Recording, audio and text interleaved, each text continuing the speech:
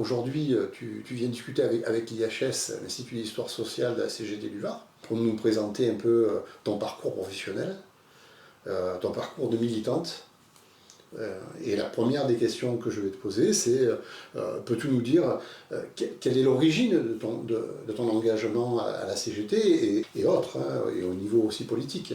Mais c'est peut-être aussi dû à mes racines. Hein. C'est, comme je te disais, mon grand-père maternel a fui Franco, parce que mes grands-parents étaient espagnols, et parce qu'il était responsable d'une coopérative agricole, et que ça dérangeait la bourgeoisie franquiste qui est autour de ce village, qui l'ont dénoncé, qui ont insisté pour le fait qu'il ne fallait plus de coopérative agricole.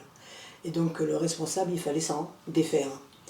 Donc les fascistes sont arrivés donc, au domicile de mon grand-père et il a dit bon maintenant vous partez. D'accord. Donc il avait des terres agricoles, vous partez. Donc il est parti avec sa femme, ses enfants, avec un baluchon et c'est tout. Et ils sont partis, ils habitaient au-dessus en Extrémadure, c'est au-dessus de l'Andalousie, et ils ont traversé l'Espagne à pied, en train, ils ont remonté jusqu'à Barcelone, jusqu'à la frontière, et ils ont fait la retirada. Et ça, c'était quelle année à peu près? C'était dans les années 36, 38, 30, 38.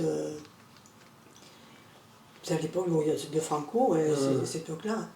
Et donc, du coup, il a laissé un fils, parce qu'il y avait un oncle qui faisait son service militaire à l'époque.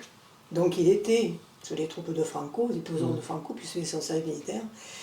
Et un autre fils, un oncle aussi, qui lui, par contre, a milité pour les républicains espagnols de départ, contre Franco.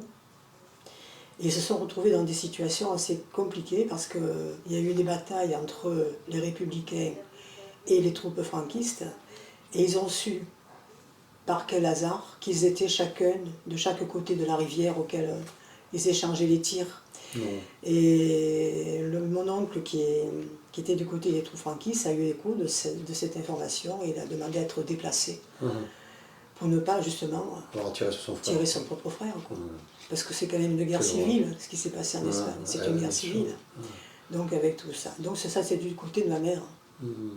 D'accord. Et ben, du côté de mon père, en fait, mon père il travaillait sur Barcelone. Il était républicain espagnol, mais vraiment engagé. Donc quand Franco a fait son coup d'État, donc il était condamné à mort, donc il était obligé de partir en France. Donc il se retrouvait au camp d'Argelès. Ah oui. Et oui, il s'est retrouvé au camp d'Argelès, n'est-ce pas? Et puis au camp, il était toujours en train de vouloir s'évader, parce qu'il en avait marre. Donc il l'a envoyé en Algérie, en Afrique du Nord, et puis dans la Légion. Et puis vous voyez que ça ne tenait pas, donc il l'a renvoyé en France. Et là, il se retrouvé dans la Drôme et il est rentré dans la Résistance. Donc il a fait partie des FTP, des francs-tireurs populaires, donc il était dans la Résistance. D'accord, il a continué son engagement. Il a continué son engagement en France. Et comment il a rencontré ma mère? Parce qu'en fait, le hasard, c'est que mon grand-père arrive dans la frontière espagnole, ils demandaient aux maires des communes de recevoir les familles. Et nous, c'était une commune de la Drôme, Sahune, où le maire avait demandé à héberger des familles, puisqu'il y avait beaucoup d'exploitations agricoles. Donc ils ont été hébergés à Sahune, dans la Drôme, et le maire avait ainsi à sa disposition une main-d'œuvre gratuite. La Croix-Rouge avait envoyé des vêtements, tout ça, pour que les maires des communes puissent permettre aux familles d'avoir de quoi se dormir, enfin être dans de bonnes conditions quand même. Mais tout ce qu'il recevait de la Croix-Rouge, il se le gardait, le maire. Je pense que tu ne dois pas être le seul maire à procéder comme ça, n'est-ce pas? Ouais. Voilà, donc... et c'est comme ça que ma mère et mon père se sont rencontrés. Lui, parce qu'il était dans la Résistance, et ma mère, qui était fille de républicain espagnol, expulsé d'Espagne. D'accord, très bien. Mon oncle, j'ai un autre oncle, qui avait été, bon, je ne sais pas par quelle occasion, donc il a été fait prisonnier par la gendarmerie, entre parenthèses, hein, c'était la gendarmerie française quand même, hein, qui l'avait enfermé, étant donné qu'il était espagnol, donc il devait être renvoyé en Espagne. Ça, c'était être renvoyé en Espagne. Et ma mère avait demandé à lui rendre visite quand même, n'est-ce pas? Je vais voir mon frère avant qu'il parte, etc. Et elle s'était arrangée avec mon oncle, parce qu'il devait aller aux toilettes, il y avait une fenêtre aux toilettes. Et donc ils s'étaient arrangés tous les deux pour qu'ils puissent passer par la fenêtre et s'échapper. Et ce qui s'est passé, donc elle disait, donc elle est ressortie, donc ça va, oui, ça va. Et quand les gendarmes sont retournés là, dans le lieu où se retrouvait mon oncle, ah ben il avait disparu. Mon oncle, du coup, il a rejoint le maquis, et donc il a rejoint mon père, et ils ont fait connaissance, et c'est de là que mon père a connu ma mère, et qui se sont par la suite mariés, fondé un foyer, un ménage, une famille. Quel est ton parcours professionnel? Tu as Après le bac, donc je suis rentrée, je travaille un petit peu, j'ai un petit contrat aux éditions Beauval, et puis par la suite, mes parents avaient pris un commerce,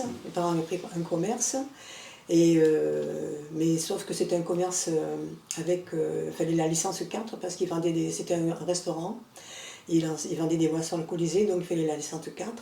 Étant espagnol, ils ont gardé la nationalité espagnole, il fallait être un Français pour avoir le commerce. Donc la seule qui était habilitée, c'était moi.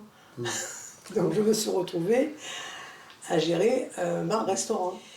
Et donc j'ai pu rentrer à la mutuelle de la Marine. D'accord. Entre-temps, voilà. Ok. Comment ça s'est passé alors à la mutuelle de la Marine? À la mutuelle de la Marine, ça s'est bien passé. À l'époque, il y avait René Nel, Lati et Cardona. Voilà. Non, ça s'est bien passé. Mais... Donc bien sûr, vu mon engagement, je suis devenue déléguée du personnel, n'est-ce pas? Voilà. Et puis par la suite, j'étais au conseil syndical, puis voilà, je me suis de plus en plus impliquée. Puis on a eu il y avait des réunions nationales, parce que la mutuelle de la Marine, c'était une société nationale, il y avait des mutuelles dans tous les ports, à Brest, Cherbourg, Lorient, Toulon. Et quand il y avait des réunions pour les commissions paritaires, pour les négociations, tout se passait à Paris, donc on avait des rencontres au niveau national pour les négociations paritaires. Voilà, donc... et puis par la suite, on a eu un conflit sur la section de Toulon en particulier, qui a mené quand même à un mouvement de grève assez fort, avec 3 semaines de grève quand même, avec occupation des locaux. Même on avait, la responsable des ressources humaines était descendue pour essayer de trouver un terrain d'entente, et on l'avait bloqué, quoi. Donc elle ne pouvait pas se déplacer, donc on l'avait réquisitionné quelque part, hein, voilà. Et c'est vrai que ça devenait quand même assez fort quand même. C'est vrai qu'on avait un blocage au niveau de la direction, nous le personnel était très remonté, et on avait même reçu le soutien de l'Arsenal. Les copains de l'Arsenal étaient venus donc à la mutuelle, et on avait un local à côté sur la clientèle, donc ils étaient venus nous rejoindre, ils avaient fait acte de présence pour démontrer à la direction qu'ils soutenaient le personnel de la mutuelle de la Marine. Ce qui s'est passé, c'est que les administrateurs de la mutuelle Marine n'ont pas accepté que des copains de l'Arsenal soient venus soutenir le personnel de la mutuelle. Et ils ont décidé de les exclure de la mutuelle de la Marine. Ils ont été exclus, et donc les exclus ont décidé de monter la mutuelle varoise des travailleurs de l'État. J'en ai entendu parler de ça. Et Gérard était donc mon mari, Gérard Bourgeois, était impliqué, il était d'ailleurs à l'origine de la création de la mutuelle varoise des travailleurs de l'État. Les grandes bagarres syndicales au niveau national, lesquelles t'ont le plus marqué? Est-ce qu'il y en a une particulière qui t'a déjà, marqué? Je commence par 68. C'est avec le niveau national, et puis la marche qu'on a faite de la Seine à Toulon, à pied, donc on est passé par la Piron, on a rejoint les copains d'Arsenal, et puis après c'était un moment fort, mai 68. Sur Toulon, c'était vraiment la Seine, Toulon, tout le secteur. D'accord. C'est ce qui m'a le plus marqué, effectivement. Ton regard sur la situation politique et syndicale aujourd'hui, est-ce que tu peux nous en dire quelques mots? Est-ce que tu peux... Ben, comme on fait partie des retraités, je fais partie du syndicat des retraités.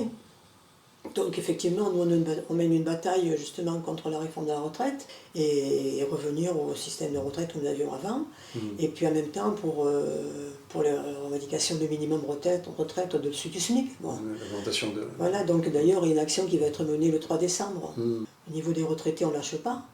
Mais comme alors ça se passe au niveau des actifs, hein, voilà, donc là-dessus, la mobilisation. En plus, on a beaucoup travaillé dans le groupe des 9 au niveau des retraités avec l'UCR, le FSU, CGC, Solidaire, enfin voilà, on a un groupe, ce qu'on appelle le groupe des 9 au niveau national et au niveau départemental, on a beaucoup d'initiatives communes, justement par rapport aux retraites. Donc du coup, ton engagement aujourd'hui, il est... Je suis à l'USR, CGT là, voilà, avec Brigitte Chénet qui est secrétaire de l'USR.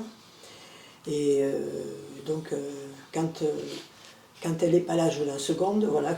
Donc je représente au niveau du conseil départemental, je représente les retraités CGT du Var. Et donc je siège au conseil départemental de l'autonomie. Et on a beaucoup de sujets concernant les personnes âgées, les EHPAD, les conditions d'accueil dans les EHPAD, où malheureusement, tu as, on va dire, 70% des EHPAD du département appartiennent au secteur commercial, donc comme Orpea et d'autres, quoi, et qui ne sont là que pour faire du fric. Et quand on disait leur grille, ben là on est plein dans leur grille, quoi. Et à tel point qu'ils font tellement d'économies de gestion sur le dos des retraités que ça arrive même à la maltraitance. Il n'y a pas assez de personnel pour s'occuper des retraités. Donc,